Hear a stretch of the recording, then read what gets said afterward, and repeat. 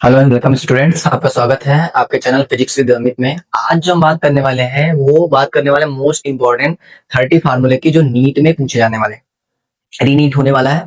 ठीक है, डेट जो 21 जून की है, तो उसमें जो फार्मूले आ सकते हैं इंपॉर्टेंट 30 फार्मूले की बात मैं कर रहा हूँ। ठीक है, तो उसमें से पहला जो फार्मूला आएगा, आपका पहला जो फार्मूला आएगा वो आएगा कूलाम के नियम का। ठीक है, कूलाम का नियम क्या कहता है? एक बराबर के क्यू वन क्यू टू बटे आर स्क्वायर। अब के की वैल्यू आपको पता होनी चाहिए, पता नहीं भी है तब भी उसमें दिया रहेगा 9 इंटू 10⁹ न्यूटन मीटर स्क्वायर पर कूलाम स्क्वायर। ये फार्मूला हो गया। दूसरा विद्युत क्षेत्र का फार्मूला ई बराबर एफ अपान क्यू। ऑलरेडी मैं इसका क्वेश्चन करवा चुका हूँ। ठीक है, एफ अपान क्यू, यहाँ पे फोर्स होता है, क्यों क्या है? गुलाम। इसका मात्रक क्या होता है? न्यूटन पर गुलाम होता है। इसका मात्रक क्या होता है? न्यूटन होता है। ठीक है, इसके बाद हम बात करें बिंदु आवेश कारण विद्युत क्षेत्र की तीव्रता, तो ये क्या होती है? के क्यू बटे आर स्क्वायर। अब के क्यू बटे आर स्क्वायर का मतलब क्या है? यहाँ पे जो क्यू है वो आवेश है, आर जो है वो उसकी डिस्टेंस है, कितनी दूरी पे रखा हुआ है। अगर उसी में विभव पूछ लेते तो वी बराबर होता है के क्यू बटे आर। ध्यान रखना यहाँ पे क्यू जो है वो अगर प्लस में है तो प्लस में लेंगे, माइनस में है तो माइनस में। इसमें कोई चिन्ह की बात नहीं होती, दोनों में सेम ही आएगा, लेकिन इसमें चिन्ह की बात रहेगी क्योंकि ये अदिश राशि है। विद्युत स्थिति ऊर्जा यू बराबर होता है के क्यू वन क्यू टू बटे आर। यानी अगर दो आवेश ऐसे रखे हैं तो उनके बीच की जो ऊर्जा होगी, ये आर है, ये क्यू वन है, क्यू टू है, तो उनके लिए ऊर्जा जो होगी ये होगी। टोटल एनर्जी के लिए क्या हो जाती है? टोटल एनर्जी के लिए मैंने बताया था कि एक हो जाएगा क्यू वन बी, एक हो जाएगा क्यू टू बी, तीसरा हो जाएगा के क्यू वन क्यू टू बटे आर स्क्वायर। इसके भी सवा आर हो जाएगा, ये तीनों को ऐड कर देते हैं, टोटल ये कुल ऊर्जा। ठीक है, तो ये फार्मूला मैं बता चुका हूँ। इसके बाद विद्युत धारिता सी बराबर क्या होता है? क्यू अपान बी। क्यू क्या है यहाँ पे? क्यू हमारा होता है चार्ज। ठीक है, क्यू हमारा यहाँ पे क्या है? चार्ज है। और वी हमारा क्या है यहाँ पे? विभवांतर है। ठीक है, इसी बात समांतर प्लेट संधारित्र की बात करते हैं, तो समांतर प्लेट संधारित्र क्या होता है? सी बराबर epsilon naught A upon D. Epsilon naught A upon D. A क्या है यहाँ पे? ए है क्षेत्रफल प्लेटों का, ये प्लेट है तो प्लेट का क्षेत्रफल ए है, और डी जो है इनके बीच की डिस्टेंस होती है। इसके बाद करते हैं विशिष्ट प्रतिरोध, तो हमारा होता है रो बराबर आर ए बटे में एल। आर क्या प्रतिरोध है, ए क्या है उस क्षेत्रफल है, और एल क्या हमारा लंबाई है। शक्ति की बात करते हैं तो शक्ति के सारे फार्मूले याद होने चाहिए। पी बराबर V I, I square R, V square बटे आर। इसके बाद अगर हम बात करें अपवावेग और धारा संबंध, तो अपवावेग हमारा क्या होता है? अपवावेग और धारा संबंध होता है आई बराबर N E A V D. V D क्या होता है? अपवावेग। ये हमारा अपवावेग है। ये क्या है? इलेक्ट्रॉन घनत्व, यानी एकांक लंबाई में इलेक्ट्रॉनों की संख्या। ये क्या है? उस पर आवेश है। ये क्या है? क्षेत्रफल है। ठीक है, और यहाँ पे आई क्या है? करंट है। अब अगर यहीं पे एक और वर्ड आ जाता है धारा घनत्व, धारा घनत्व पे संबंध पूछ लेता है तो जे बराबर हो जाता है एन ई वी डी, क्योंकि जे का फॉर्मूला क्या होता है? आई अपान ए। ठीक है, तो जे का फॉर्मूला क्या होता है? आई अपान ए, तो यहाँ से जे की वैल्यू आ जाएगी एन ई वी डी। चुंबकीय बल की बात करें तो ये बराबर क्या होता है? Q V B sine theta. क्यों? यहाँ पे क्या है? आवेश है, वी क्या है? यहाँ पे वी जो है वो वेग है, बी क्या है हमारा? चुंबकीय क्षेत्र, साइन उसका एंगल है। इसके बाद अगर हम बात करें तो इसमें एक और फार्मूला हमें याद रखना चाहिए, आर बराबर होता है M V by Q B. यानी अगर कोई चीज प्रवेश कर रहा, ठीक है, एक मिनट इसको मैं बैठ रहा हूँ, कोई चीज है, ये बॉडी है, ठीक है, ये चुंबकीय क्षेत्र में लिख देता हूँ, यहाँ पे चुंबकीय क्षेत्र ऐसे इनसाइड है, चुंबकीय क्षेत्र ऐसे है। अब इसमें अगर कोई चीज प्रवेश कर रही है तो मान लेते हैं 90 डिग्री प्रवेश करेगी तो ऐसा वृत्त बनाएगी, तो उसकी जो त्रिज्या होगी वो होगी आर बराबर M V by Q B. इसका पथ कैसा होगा? तो देख रहे हो पथ कैसा है? वृत्ताकार। तो अगर 90 डिग्री पे आ रहा है, लंबवत आ रहा है, तो ऐसे केस में हम बोलेंगे कि उसका जो पथ होगा वृत्ताकार होगा। अगर 90 डिग्री ना होकर कैसे ही आता, ऐसे बराबर दोनों समांतर आ जाते हैं। ठीक है, यानी अगर ये चुंबकीय क्षेत्र है और ऐसे आ रहा है, ऐसे समांतर, तो उसमें कोई बल नहीं लगेगा, उसका पथ होगा रेखीय, यानी सीधी रेखा, सरल रेखा। और अगर कोई किसी एंगल पे आ रहा है, ऐसा किसी एंगल पे आएगा, तो उसका पथ हो जाएगा कुंडलनीकार का। तो इसमें आर की वैल्यू हो जाती है M V sine theta by Q B हो जाती है। ठीक है, यहाँ पे टी निकालते हैं तो टी हो जाता है 2 पाई एम बाई क्यू बी हो जाता है। ठीक है, इसके बाद आते हैं हम धारावाही चालक के कारण। अगर कोई धारावाही चालक है, अगर एक चालक है उसमें करंट आई फ्लो कर रही है, तो उसके कारण इसमें जो फोर्स लगेगा एफ बराबर आई बी एल साइन थीटा। ये अगर धारावाही चालक है और ये चुंबकीय क्षेत्र में रखा हुआ है, यानी बी में रखा हुआ है, तो फिर उस पर बल लगेगा आई बी एल साइन थीटा। ठीक है, तो ये पहले जो 12 फार्मूले, ये आपके ध्यान रखना, ये जितने भी फार्मूले बता रहा हूँ ये सारे इंपॉर्टेंट फार्मूले हैं और ये बहुत ज्यादा पूछे जाते हैं। ठीक है, इसके बाद आते हैं हम सीधे लंबे धारावाही चालक के आर दूरी पर चुंबकीय क्षेत्र। ठीक है, अगर सीधे धारावाही चालक के कारण पूछे तो यहाँ पे क्या आ जाएगा? बी बराबर mu naught I upon 2 pi R. ध्यान रखना, ये mu naught upon 2 pi R होता है।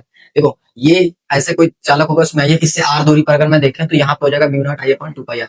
अच्छा, अगर ये कोई कुंडलनी होती है, अगर ये कोई है तो इसके केंद्र पर होता है mu naught I upon 2 R. ये ध्यान रखना कि इसमें हम गलती क्या हो जाती है कि ये गोला होता है तो वृत्त होता है, तो वृत्त के केंद्र पर हमें लगता है कि यार पाई आना चाहिए, जबकि पाई यहाँ नहीं आएगा, यहाँ आएगा। ठीक है, तो यहाँ पाई नहीं आता, यहाँ पाई आता, तो ये होता है mu naught I upon 2 R और ये होता है mu naught I upon 2 pi R. इसके बाद हम बात करते हैं कि प्रकाश विद्युत समीकरण, ये बहुत ज्यादा इंपॉर्टेंट है, ई मैक्स बराबर ई माइनस 5। ध्यान रखना, इसमें एक और चीज इंपॉर्टेंट ये है कि ई की वैल्यू क्या लिखो? ई की वैल्यू होती है एच न्यू, या फिर ई की वैल्यू क्या लिख सकते हैं? एच सी अपॉन लेमडा, क्योंकि न्यू की वैल्यू क्या होती है? सी अपॉन लेमडा। सारे फार्मूले जो लिख रहा हूँ ये को रिलेटेड फार्मूला इसमें।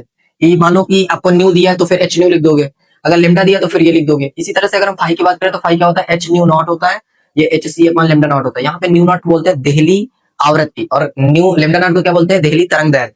ठीक है, तो ये चीजें याद रखनी है, ये सारी चीजें। अब एक और चीज याद रखनी कि न्यू का मान अगर ग्रेटर होता है ना न्यू नॉट से, तभी इलेक्ट्रॉन निकलेंगे। अगर लेमडा लेमडा का जो मान है वो ग्रेटर देन है लेमडा नॉट से, नहीं लेमडा नॉट अगर बड़ा है किससे, लेमडा से, तभी इलेक्ट्रॉन निकलेंगे। ये चीज ध्यान रखनी है कि पहले वाले केस में न्यू नॉट छोटा होना चाहिए, दूसरे केस में न्यू नॉट लेमडा नॉट क्या होना चाहिए, बड़ा होना चाहिए। अगर ऐसा नहीं होता तो फिर इलेक्ट्रॉन इजेक्ट नहीं हो। ठीक है, ये कैसे आता है, तो अगर इस वैल्यू हम पुट करेंगे तो के मैक्स हमारा हो जाएगा H C upon lambda minus H C upon lambda naught. तो अब अगर ये बड़ा नहीं होगा तो ये पूरी वैल्यू छोटी नहीं होगी, छोटी नहीं होगी तो फिर ये निगेटिव आ जाएगा, वो पॉसिबल नहीं है, तो इलेक्ट्रॉन नहीं निकले। तो लेमडा नॉट की वैल्यू क्या होनी चाहिए, बड़ी होनी चाहिए, किससे, लेमडा से। तो ये होता है आपका इसका नियम, प्रकाश संश्लेषण समीकरण। इसके बाद अगर हम इसमें और एक लिख देता हूँ मैं, एक फार्मूला, दी ब्रोगली तरंग दैर्घ्य पी बराबर होता है एच अपॉन लेमडा। ठीक है, पी बराबर होता है एच अपॉन लेमडा। इसके बाद अगर हम बात करें तो लेमडा की वैल्यू क्या लिख सकते हैं, कहीं कहीं पे क्या होगा, पी को और भी कुछ लिख देता है। पी बराबर क्या होगा, मैंने कहीं लिखा होगा पी का फार्मूला, ये लिखा है। ठीक है, पी बराबर क्या होता है, एमवी, संवेग का फार्मूला होता है। तो यहाँ पे ऐसे भी लिखा हो सकता है, लेमडा बराबर एच अपान पी होगा, तो एच अपान एम वी लिखा हो सकता है, या फिर H upon under root 2 M के लिखा हो सकता है। ये क्या, यहाँ पे क्या गतिज हो जाए, यहाँ पे लिखा होगा पी बराबर अंडर रूट 2 एम के लिखा हो सकता है, या फिर और क्या लिखा हो सकता है, एच बटे अंडर रूट 2 एम। अब यहाँ पे क्यू वी, क्यू क्या है, यहाँ पे ये देखो के बराबर क्यू वी, यहाँ पे भी यूज हो सकता है ये के बराबर क्यू वी। यहाँ पे क्या होता है, ये विभवांतर है, वी यहाँ पे विभवांतर, तो कट ऑफ वोल्टेज भी करते हैं, विरोधी विभव। तो यहाँ पे इलेक्ट्रॉन के लिए तो ईवी लिख देते हैं, ईवी नॉट। ठीक है, तो ये ईवी, तो यहाँ पे जो कि इलेक्ट्रॉन की बात नहीं हो रही, कोई भी चार्ज हो सकता है, तो यहाँ पे क्यू लिख दिया है, एच की जगह ये लिख सकते हैं, या फिर एच बटे अंडर रूट 3 एम की टी हो जाता है। ठीक है, जब बात होती है टेम्परेचर की, ठीक है, तो वहां पे फिर ये के, अब ये जो के है यहाँ पे बोल्ट्जमान कांस्टेंट है, और यहाँ पे ये द्रव्यमान है। तो यहाँ पे ये चीज याद रखनी है कि कहाँ पे कौन सा फार्मूला लगाना है। और टेम्परेचर की बात करता है ये, आवेश विभवांतर की बात करता है तो ये, और अगर वेग दिया तो ये, और अगर काइनेटिक एनर्जी दी है तो ये वाला फार्मूला लगाना है। तो हमारे जो फार्मूले बहुत इंपॉर्टेंट है। ठीक है, इसके बाद आते हैं हम कि ई बटे बी का मतलब ये इलेक्ट्रिक फील्ड है, ये हमारा मैग्नेटिक फील्ड है। इन दोनों का जो डिवाइड होता है वो सी के बराबर होता है, और सी बराबर होता है 1 upon under root mu naught epsilon naught. यानी इसकी वैल्यू कितनी होती है, 3 × 10⁸ मीटर पर सेकंड। यानी जो मैटर वेव्स होती हैं, जो द्रव्य तरंगे होती हैं, वो भी इसी स्पीड से चलती हैं। तो ई बटे बी सी होता है। तो इस कभी कभी क्वेश्चन पूछेगा तो आपको ई की जगह लिखना पड़ेगा, ई की जगह आपको बी सी लिखना पड़ेगा, या आपको बी की जगह ई बटे सी लिखना पड़ेगा। ऐसा करके आपको या कभी क्या होगा, बी दिया होगा, ये निकालना पड़ेगा। ठीक है, तो कुछ भी निकालने के लिए कर सकता है। यहाँ पे म्यू क्या है, अपवर्तनांक। अगर मान लो आपको दिया है कि आपका निर्वात की चुंबकशीलता दी है और निर्वात की विद्युतशीलता दी है, दोनों अपेक्षिक, ठीक है, सापेक्षिक या अपेक्षिक विद्युतशीलता दी गई है, और आपसे कहते हैं अपवर्तनांक बताओ, तो फार्मूला सीधे दोनों का मल्टीप्लाई अंडर रूट कर देना। ठीक है, इसके बाद हम आते हैं कि V R M S I R M S, ये वर्ग माध्य मूल मान होता है। ये तो अगर वोल्टेज विभवांतर का वर्ग माध्य मूल मान क्या होगा, V naught upon root 2, I R M S का होता है आई नॉट अपान रूट 2। ठीक है, तो ये वर्ग माध्य मूल मान होते हैं। इसी तरह से अगर हम औसत मान की बात करें तो वी एवरेज हो जाता है 2 अपान पाई, इसी तरह से आई एवरेज क्या हो जाता है, ये हो जाता है आई अपान पाई। तो ये चीज ध्यान रखना, अगर एवरेज मान पूछता है तो इस तरीके से निकाल लेते हैं। और वीआरएमएस के लिए n बराबर n नॉट e की पावर माइनस लैम्डा t, ये कहाँ पे आएगा, ये आएगा रेडियो एक्टिविटी में। जब भी रेडियो एक्टिविटी की बात होती है उसमें अगर कितनी ये शुरुआत में कण थे, कुछ समय बाद है, t समय बाद कितने कण बचेंगे, वो यहाँ पे है। लैम्डा को बोला जाता है क्षय नियतांक। ठीक है, ये हमारा समय है। अब अगर आधे समय की बात की जाए तो अर्धायु को निकालने के लिए आधे समय में क्या हो जाएगा, टी बराबर 0.693 अपान लैम्डा। यहाँ पे लैम्डा भी क्या है, लैम्डा हमारा क्षय नियतांक है। इसी तरह से अब आते हैं हम ऑप्टिक्स में। ऑप्टिक्स में हमारा फार्मूला ये वाला, दर्पण से सवाल बहुत सारे आते हैं, और सवाल किस टाइप का आते हैं थोड़ा बता दें। जो सवाल आएगा v प्लस यू, इस तरीके से दिया होगा, क्या होगा कि ऑब्जेक्ट और distance between objects and its image, वो दी रहेगी। साथ में आपको आवर्धन दिया रहेगा 1/3 1/2, कुछ भी दिया जा सकता है। और इससे बोलेगा आपको बताना है फोकस दूरी बताओ। तो फिर आपको पहले क्या करना है, ये दिया है तो यहाँ से m की वजह से v और v, यहाँ से v अपान u लिख करके रिलेशन निकल आएगा, इसमें रखोगे और फोकस दूरी के फार्मूले में रखोगे तो आपके पास आंसर आ जाएगा। ये लेंस का फार्मूला हो गया, ये तुम्हारी आवर्धन का फार्मूला है। ये आवर्धन का फार्मूला किसके लिए, दर्पण के लिए। अगर लेंस के लिए बात करता है तो आवर्धन का फार्मूला हो जाएगा m बराबर h i upon h o, और इधर हो जाएगा v अपान u, प्लस में हो जाता है, माइनस में नहीं होता। ठीक है, कार्य की बात करते हैं तो कार्य क्या होता है, w बराबर f डॉट s या f s cos थीटा। ठीक है, अब w बराबर f s cos थीटा। अब यहाँ पे याद रखना थीटा 90 हो जाता है तो w क्या हो जाता है, 0। ठीक है, इसके बाद समय की बात कर चुके हैं। इसके बाद बल आघूर्ण की बात करते हैं तो बल आघूर्ण होता है टाउ बराबर आर एफ साइन थीटा। अच्छा, एक और फार्मूला होता है टाउ बराबर पी ई साइन थीटा। जब हम पहले चैप्टर की बात करते हैं तो टाउ बराबर पी ई साइन थीटा, और यहाँ पे पी क्रॉस ई हो जाता है। ठीक है, ये वेक्टर फॉर्म है, टाउ वेक्टर बराबर पी क्रॉस ई वेक्टर।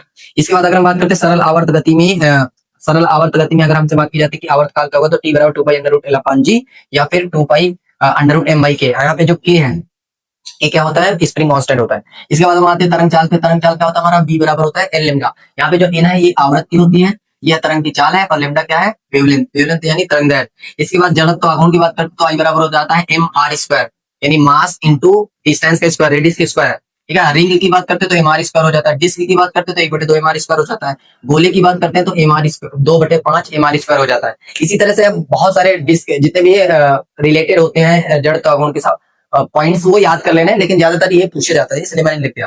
ठीक है, इसी तरह से अगर आप किसी रॉड की बात करते हैं तो रॉड की वजह से होता है एम एल क्यूब बाई 3। जब बात करते हैं सेंटर की वजह से, सेंटर से जा रहा है तो एम एल क्यूब बाई 3 हो जाता है, एम एल क्यूब बाई 12 हो जाता है। और इसके बाद अगर एक्स यहाँ से बात करें तो एम एल क्यूब बाई 3 हो जाता है। तो याद रखना है कि कहाँ से गुजर रहा है वो एक्सेस की बात कर जाते हैं। घूर्णन गति ऊर्जा की बात करते हैं तो हमें गति ऊर्जा तो पता होती है, गति ऊर्जा क्या होती है,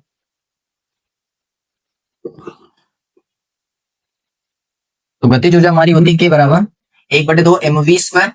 और अगर घूर्णन गति ऊर्जा बोलते तो वो हो जाता है 1/2 आई ओमेगा स्क्वायर। कैसे आता है, वी बराबर क्या लिख दोगे, के बराबर 1/2 एम, यहाँ पे आ जाएगा वी की जगह लिख दोगे आर ओमेगा स्क्वायर, तो 1/2 यहाँ से आ जाएगा M R square omega square. अभी एम आर स्क्वायर को अभी बोला क्या हो जाता है आई, तो यह आ जाएगा 1/2 आई ओमेगा स्क्वायर। ठीक है, तो ये जो v बराबर आर ओमेगा लिखा है, a बराबर आर अल्फा लिखा है, ये बता रहा है क्या कि जो रेखीय वेग है और कोणीय वेग, ये ओमेगा क्या है, कोणीय वेग, तो रेखीय वेग और कोणीय वेग में संबंध होता है। ये क्या है, रेखीय त्वरण, ये क्या है, कोणीय त्वरण में संबंध होता है। ये क्या है, डिस्टेंस है आर है, ठीक है, रेडियस। इसके बाद अगर कोणीय समय की बात करते हैं तो कोणीय समय हमारा क्या हो जाता है, एल बराबर आई ओमेगा। एल बराबर आई ओमेगा, आई क्या है यहाँ पे हमारा, आई हमारा है जड़त्व आघूर्ण, ओमेगा क्या है हमारा कोणीय वेग होता है।